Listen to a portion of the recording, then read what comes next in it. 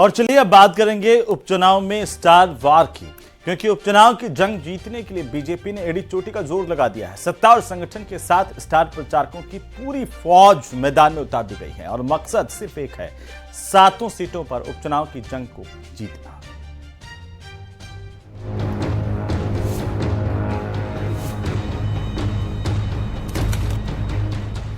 BJP ने चुनाव प्रचार में झोंकी जान, मंत्री, विधायक और सांसद प्रचार में जुटे। प्रदेश पदाधिकारियों को भी दी गई जिम्मेदारी।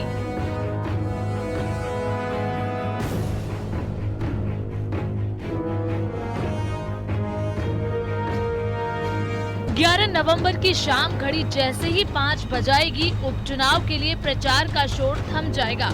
लेकिन उससे पहले तमाम दल जनता के बीच पहुंच रहे हैं। लेकिन इन सब में बीजेपी सबसे आगे है, जिसने सत्ता और संगठन के साथ स्टार प्रचारकों की फौज मैदान में उतार दी है।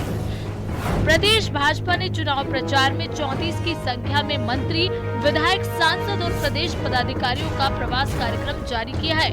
बीजेपी ने इस बात का दावा किया है कि संगठन और सत्ता के बीच बेहतर तालमेल, मंत्री सरकार की योजनाओं को तो पदाधिकारी रीति नीति को जनता तक पहुंचा रहे हैं और यही जीत का आधार है।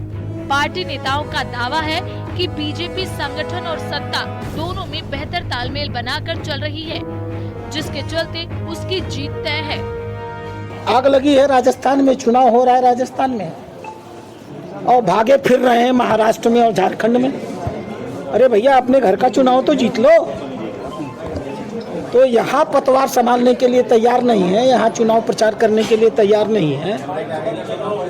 ये बताता है कि कांग्रेस पार्टी को ये समझ में आ चुका है 18 से लेकर 23 तक इन 5 सालों में जितना शासन और जितना भ्रष्टाचार इन्होंने किया है, अब जनता उनको इसके लिए माफ नहीं करने वाली है। और इनमें से कोई भी नेता इस चुनाव का नेतृत्व करने के लिए तैयार भी नहीं है।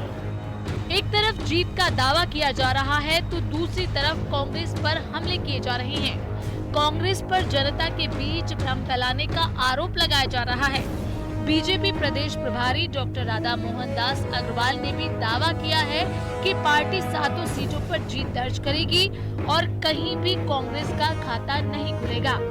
देख रहे होंगे जिस प्रकार से चुनावी माहौल के अंतर्गत 7 विधानसभाओं में भारतीय जनता पार्टी में जिस प्रकार का कार्यकर्ताओं में उत्साह है, आम जनताओं में भी जिस प्रकार से पार्टी का माहौल है और निश्चित रूप से 7 जगह हमारे प्रत्याशी जो कमल का फूल खिलने वाला है।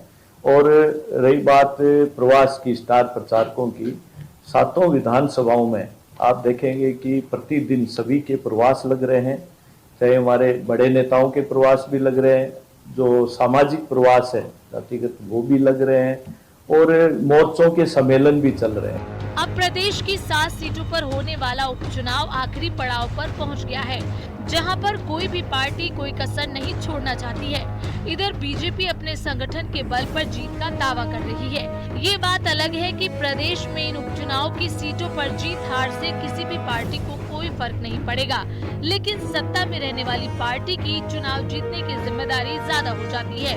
जयपुर से न्यूज़ 18 राजस्थान के लिए सुधीर कुमार शर्मा की रिपोर्ट।